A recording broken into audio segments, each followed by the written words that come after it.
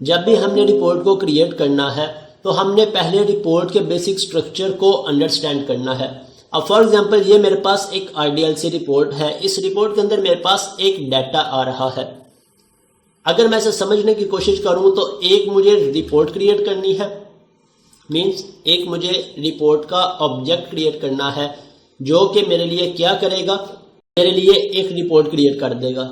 अब इस रिपोर्ट के अंदर मुझे जोन सा भी डाटा चाहिए हो, मुझे इस रिपोर्ट को एक डाटा सेट या डाटा सोर्स असाइन करना है।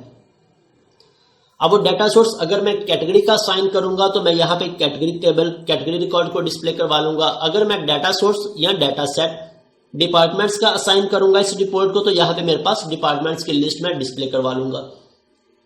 ओके, ये मेन पॉइंट्स हो गए। इसके बाद इसके स्टेप्स हैं, हमने कौन कौन से स्टेप्स इंप्लीमेंट करने हैं जब भी हमने रिपोर्ट को क्रिएट करना है। बेसिक 4 स्टेप्स हैं। जब भी हम इसे ऐड करेंगे स्टेप्स बिल्कुल सेम रहेंगे। सबसे पहले हमने रिपोर्ट का पाथ देना है कि हमारी रिपोर्ट किस लोकेशन पे है। अब पाथ कैसे देना है ये हम थोड़ी देर में जब इसकी इंप्लीमेंट करेंगे हम देख लेंगे। मींस हर एक रिपोर्ट का कोई ना कोई पाथ होगा। सेकंड पॉइंट, हमने इसको कोई ना कोई डाटा सोर्स देना है, मींस डाटा सेट देना है। जो सा रिकॉर्ड मैं इस पे डिस्प्ले करवाना चाहता हूं वो मेरा एक डाटा सोर्स या मैं उसे डाटा सेट का नेम दे दूं। थर्ड पॉइंट, अगर मुझे यहाँ पे कोई डायनेमिक पैरामीटर्स डिस्प्ले करवाना है, फॉर एग्जांपल मुझे कोई इमेज डिस्प्ले करवाना है, मुझे organisation name, department name display करवाना है, प्रोजेक्ट नेम डिस्प्ले करवाना है, डेट टाइम डिस्प्ले करवाना है, कोई भी पैरामीटर। आपने बहुत सारी रिपोर्ट्स में देखा होगा कि जब रिपोर्ट रेंडर होती है तो स्टार्ट पे हमारे पास हमारी ऑर्गेनाइजेशन का नेम, उसके बाद नीचे TRN नंबर या टैक्स रजिस्ट्रेशन नंबर आ रहा होता है, देन ऑर्डर नंबर या इनवॉइस नंबर, रिसिप्ट नंबर आ रहा होता है, देन कस्टमर कैशियर आ रहा होता है। सो तो कोई भी पैरामीटर अगर हमें डिस्प्ले करवाना हो तो हम पैरामीटर्स भी सेट कर देंगे और एट द एंड हम रेंडर फॉर्मेट बता देंगे, रेंडर की सेटिंग्स बता देंगे। ये 4 पैरामीटर्स हर एक रिपोर्ट में हमने ऐड करने हैं, पाथ, डाटा सोर्स, पैरामीटर्स और रेंडर। अब इनकी इम्प्लीमेंटेशन कैसे करनी है, रिपोर्ट क्रिएट करते वक्त की कौन कौन सी असेंबलीज ऐड करनी है, वो सभी पॉइंट्स हम अभी इम्प्लीमेंट कर लेते हैं।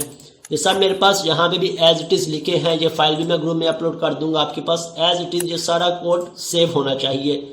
इसके साथ अंडरस्टैंड करने के लिए आपको ये स्लाइड भी मैं ग्रुप में अपलोड कर दूंगा। अब यहाँ पे आ जाते हैं। सबसे पहले हमें रिपोर्ट जब इंस्टॉल करनी है हमारे सिस्टम में RDLC रिपोर्ट डिज़ाइनर लाजमी इंस्टॉल होना चाहिए।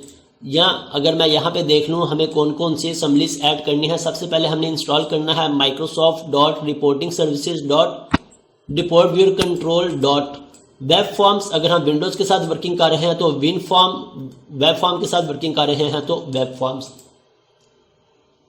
करंटली इस वर्जन में काफ़ी सारी प्रॉब्लम्स आ रहे हैं, कंपैटिबिलिटी का इशू आ रहा है। अगर आपके पास ये वर्क कर रहा है वेल एंड गुड, अगर ना वर्क करे तो इसके अल्टरनेट हमने कौन सी असेंबली यूज कर लेनी है, ASP.NET Core.reporting। इन दोनों में से कोई एक आपके पास लाजमी वर्क करेगी। अगर WinForm वर्क कर रही है वेल एंड गुड, अगर ये वर्क नहीं कर रही तो हम इसे इंस्टॉल कर लेंगे। सेकंड, हमने माइक्रोसॉफ्ट RDLC रिपोर्ट डिज़ाइनर को लाजमी इंस्टॉल करना है, अदरवाइज हमारी रिपोर्ट्स हमारे सिस्टम में वर्क नहीं करती। सो इन दोनों को आपको पता होना चाहिए। दोनों कहाँ से इंस्टॉल करनी है ये हम इंस्टॉल कर लेंगे न्यूगेट पैकेज मैनेजर से, और ये इंस्टॉल करने के लिए हम एक्सटेंशंस में चले जाएंगे और एक्सटेंशंस में मैनेज एक्सटेंशंस और इसे इंस्टॉल कर लेंगे। इसके बाद नेक्स्ट स्टेप हमारा क्या है कि हमने एक डाटा सेट क्रिएट करना है। हमें यहाँ से एक डाटा सेट का फोल्डर चाहिए जिसमें हम अपना डाटा सेट डिफाइन करेंगे, और एक रिपोर्ट का फोल्डर चाहिए जिसमें हम अपनी रिपोर्ट को डिफाइन कर देंगे।